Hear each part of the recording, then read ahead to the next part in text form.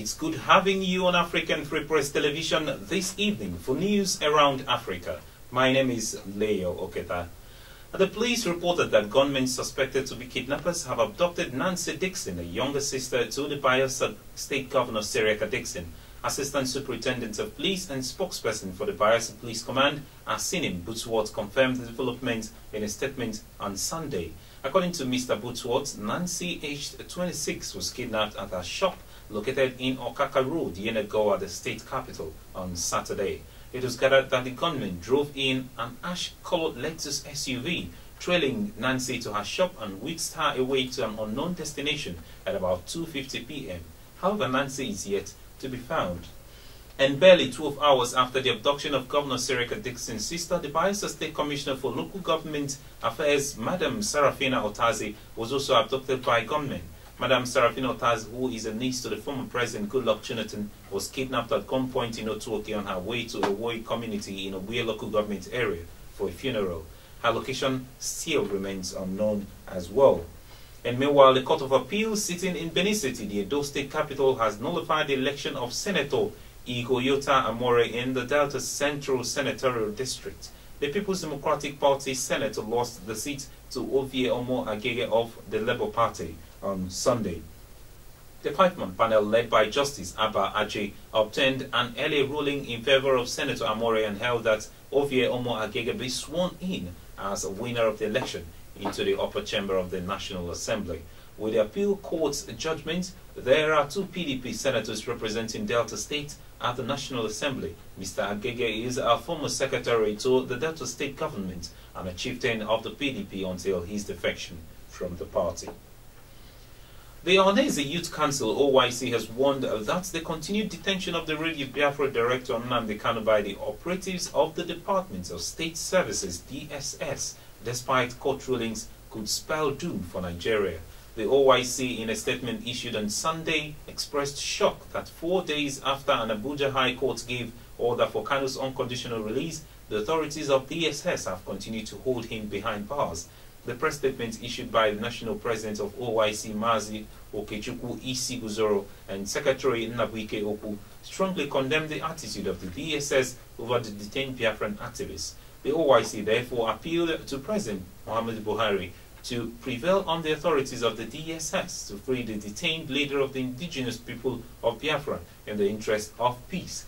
The OIC also warned about the looming danger of renewed protests by Kanu's followers, sympathizers and Biafran agitators, which were capable of consuming Nigeria and must be avoided.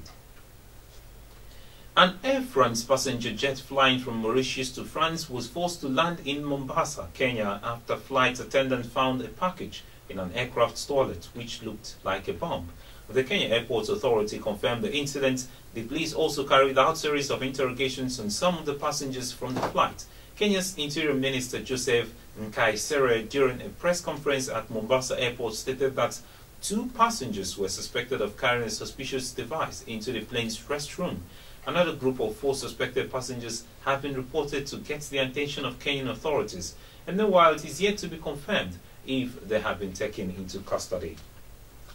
And the hold for one of the African's most brutal rebel leaders, Joseph Kony, began 10 years ago, but there is still no trace of Joseph Kony. However, his deputy Dominic Ongwen will appear before the International Criminal Court at The Hague. Ongwen stands accused of war crimes and crimes against humanity, as the prosecution hopes to gain further information about the structures of the Lord's Resistance Army in the course of the trial. Joseph Kony, or the Butcher of Uganda, as he is sometimes called, is said to have kidnapped as many as 70,000 children. Kony's rebel militia uses many of them to carry things as they move from one camp to another. As some of them are released, others are forced to become child soldiers. In order to stop boys from running away or returning to their villages, many are forced to shoot their own mothers. Women and girls are raped or forced to marry soldiers. And the members of the Lord's Resistance Army have attacked villages, tortured civilians in northern Uganda, and executed some 100,000 people since the rebellion began. According to estimates, more than 2 million people have been displaced by the conflict. And citizens of Rwanda have voted in favor of the revised constitution that allows President Paul Kagame to stand for another term of 7 years and 2 more terms after that. President Kagame has defended the referendum on constitutional amendment as a democratic choice started by Rwandans, noting that the term limits cannot restrict the country's progress.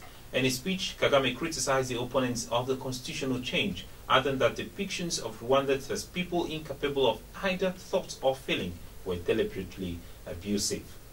And spokesman for Burundi's president, Gervais Abayeho, has said that Burundi does not need a peacekeeping force. Burundi's government has rejected the African Union's decision to deploy a 5,000-strong peacekeeping force to curb ongoing violence in a troubled country, saying it will prevent foreign troops from entering its borders.